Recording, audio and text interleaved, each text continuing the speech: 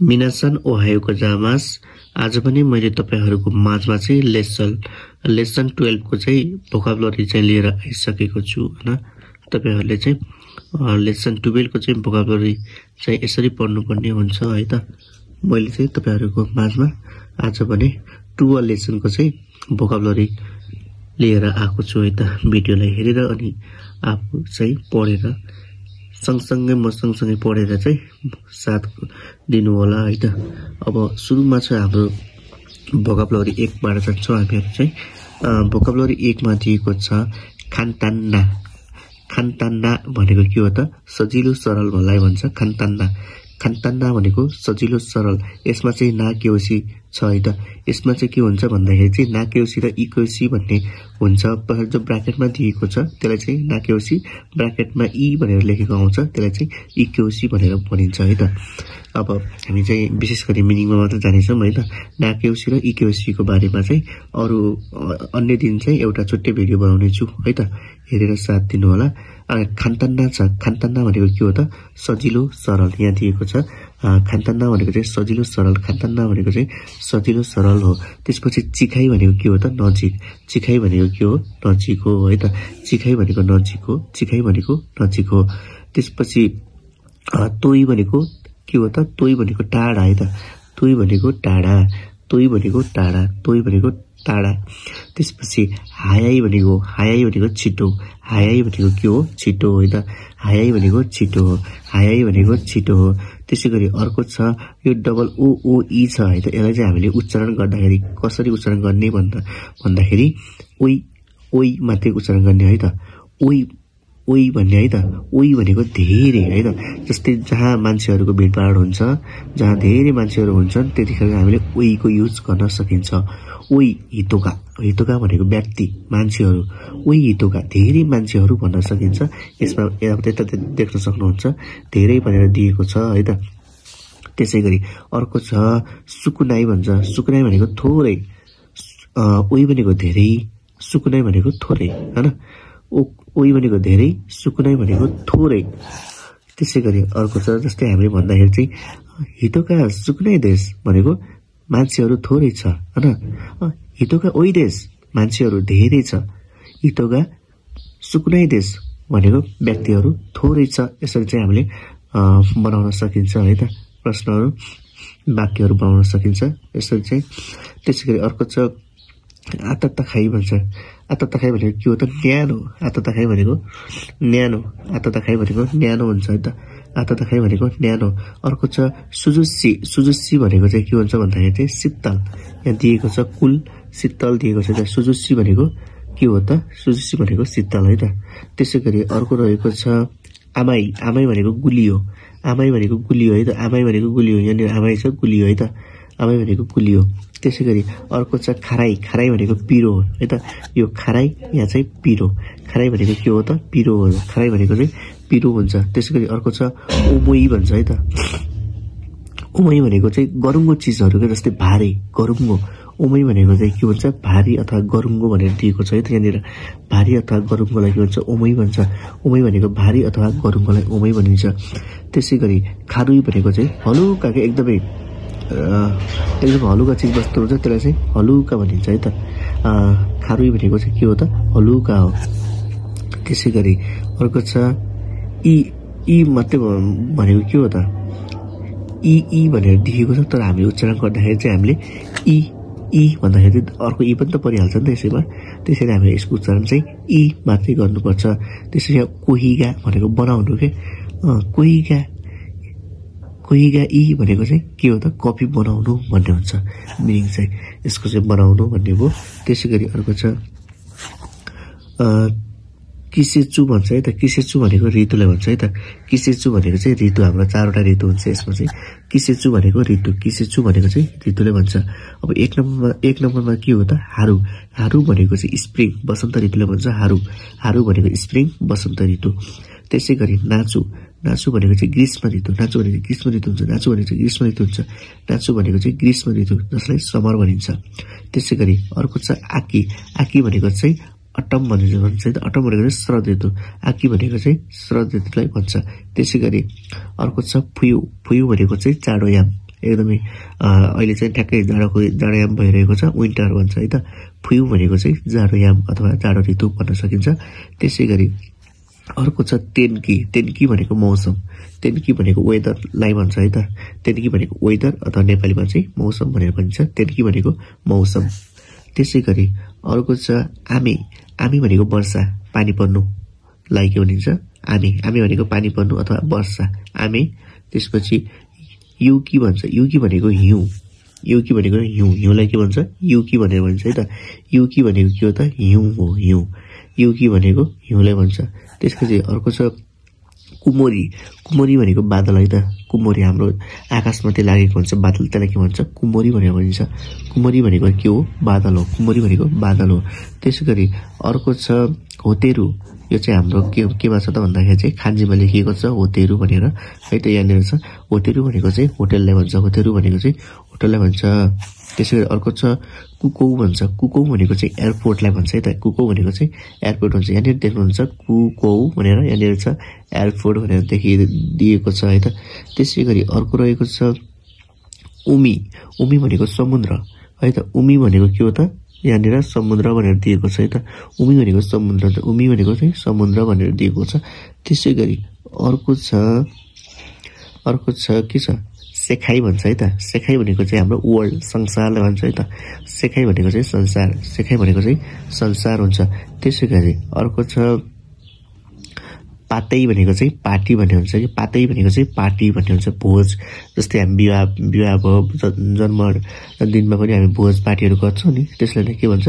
यहाँ पातै भनेको चाहिँ भोज अथवा पार्टीलाई भोज भन्छ है त। त्यसै गरी अर्को छ जस्तै माचुरी पनि भन्छ है त। माचुरी भनेको चाड हो, तर पोलाइटमा भन्दाखेरि चाहिँ हामीले ओमाचुरी भन्छ है त। पोलाइटमा भन्दा पर्दाखेरि चाहिँ ओमाचुरी भनेको चाहिँ चाड, फेस्टिभललाई भन्छ है त। ओमाचुरी भनेको फेस्टिभल अथवा चाडलाई के भन्छ? ओमाचुरी भनेर भन्छ।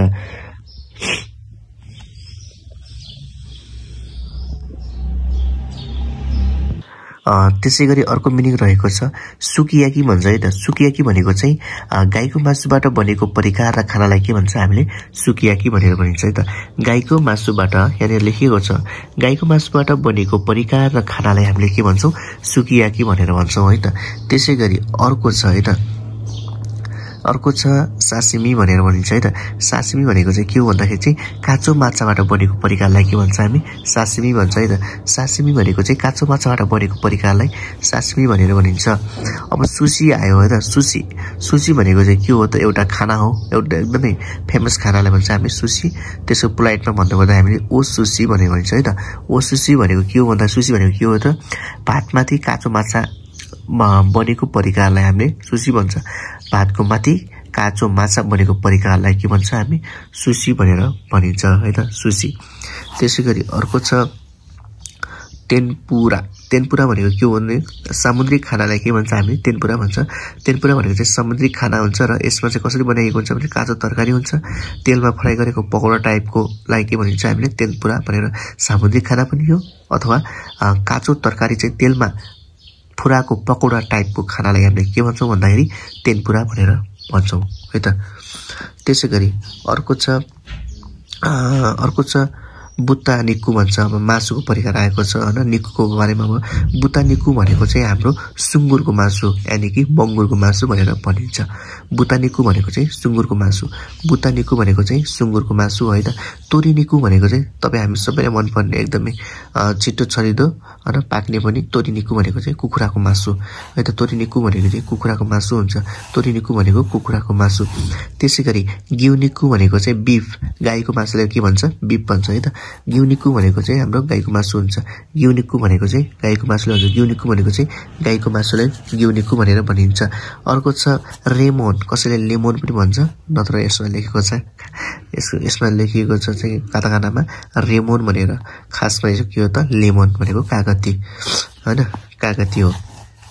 त्यसै गरी अर्को छ अब छ इकेबाना भन्छ है त। इकेबाना भनेको के हो भन्दाखेरि चाहिँ किस्तीमा पानी राखी फुल सजाउने कलालाई के भनिन्छ? इकेबाना भन्छ है त। इकेबाना भनेको चाहिँ हाम्रो गमला टाइपको हुन्छ नि, त्यो रस्सीमा एट्याक बाँधेर भित्ताहरूमा जोडाइएको अफिसहरूमा सजाउनको लागि सजावटको सामानहरूलाई विशेष गरी के भनिन्छ? इकेबाना भनेर भनिन्छ है त। त्यसै गरी अर्को छ मोमिजी भन्छ। मोमिजी भनेको चाहिँ के हो त भन्दाखेरि चाहिँ मोमिजी भनेको एउटा शरद ऋतुमा के हो त फुल्ने भन्दा पनि रातो पातहरू हुन्छ नि, खास त्यसलाई नै के भनिन्छ मोमिजी भनेर भनिन्छ हैन। मोमिजी भन्नाले चाहिँ मोमिजी शरद ऋतुमा हुने रातो पातहरूलाई के भनिन्छ मोमिजी भनेर भनिन्छ। त्यसैगरी अर्को छ दोचिरा। दोचिरा भनेको चाहिँ जस्तै तपाईहरुलाई चाहिँ दुईवटा चीज वस्तु छान्नु पर्दा एउटा छान्नु पर्दा चाहिँ कुन चाहिँ मन पर्छ भन्दाखेरि हामीले यसमा क्वेशन पनि गर्न सकिन्छ। दोचिरा भनेको कुन चाहिँ तपाईलाई जस्तै रातो र पहेँलो कलर मध्ये तपाईलाई कुन चाहिँ मन पर्छ, अथवा जकेट र टी-शर्टमा तपाईलाई कुन चाहिँ मन पर्छ भन्दाखेरि चाहिँ हामीले दोचिराको युज गर्न सकिन्छ। यहाँनिर दोचिराको युज गर्नुपर्छ हैन। दोचिरा भनेको कुन चाहिँ भन्ने अर्थ जनाउँछ। अर्को छ दोचिरामो भनेको दुबै। अघि चाहिँ हामीले दोचिरा भनेको कुन चाहिँ भन्यौं, अब तपाईलाई दुईटै मन पर्छ भन्दाखेरि चाहिँ दोचिरामो। मलाई रातो र कालो दुईटै मन पर्छ हैन त, साथी भाइ सबै मलाई मन पर्छ भन्दाखेरि दोचिरामोको हामीले दुबै भन्न सकिन्छ। दोचिरामो भनेको दुबै। त्यसैगरी इचिबान भनेको सबैभन्दा हैन। इचिबान भनेको सबैभन्दा। इचिबान भनेको चाहिँ यहाँनिर दिएको छ सबैभन्दा। इचिबान भनेको चाहिँ सबैभन्दा। इचिबान भनेको चाहिँ सबैभन्दा भन्ने हुन्छ। अर्को छ जुत्तो। जुत्तो भनेको चाहिँ लगातार कन्टिन्यू। जुत्तो भनेको चाहिँ कता भन्दा पनि जुत्तो भनेको चाहिँ कन्टिन्यू लगातार भन्ने अर्थ जनाउँछ।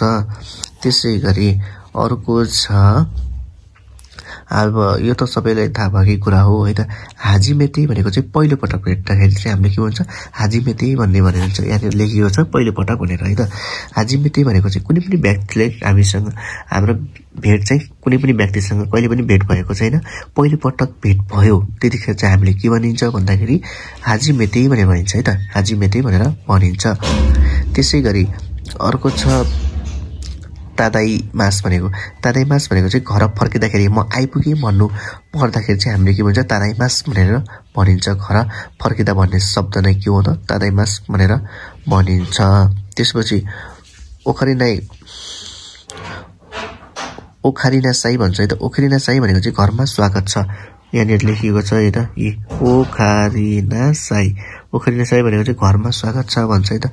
ओखारिनासाई भनेको चाहिँ घरमा स्वागत छ भनेर भनिन्छ।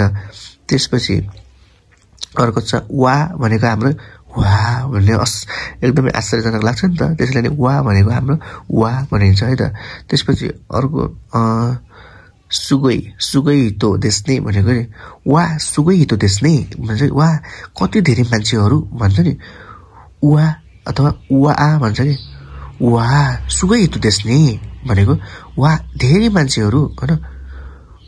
वा सुगै हितो देश्ने भनेको वा धेरै मान्छेहरू भन्ने अर्थ जनाउँछ है त। त्यसपछि अर्को छ चुखारे मासिता थाके। चुखारे मासिता भनेको थाके, म एकदमै टायर्ड भएँ है त। टायर्ड भन्छ नि त, त्यसलाई चाहिँ चुखारे मासिता भन्ने हामीले चाहिँ चुखारे मासिता भनेको के हो त म थाके भन्ने अर्थ जनाउँछ। यसले चाहिँ चुखारे मासिता भनेको म थाके भन्ने अर्थ जनाउँछ। ओके साथीहरू, आज चाहिँ मैले टुबिनको मिनिङहरू चाहिँ भोकाबुलरी चाहिँ लिएर आइसकेको छु। भोलि चाहिँ अन्य मिनिङ अथवा अन्य केही कुराहरू लिएर आउनेछु। आजको लागि राम्रोसँग गाम्बत्ते गुदासाई है त, मेहनत गर्नुहोस्।